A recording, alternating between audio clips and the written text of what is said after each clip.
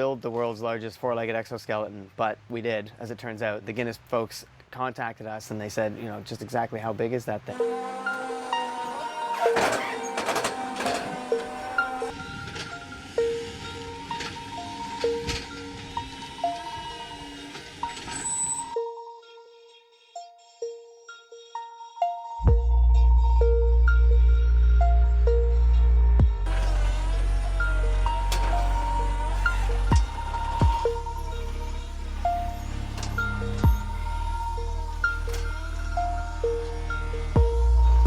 Realize that with the tiniest push of your hand or your foot, this 4,000 kilogram machine will move under your control.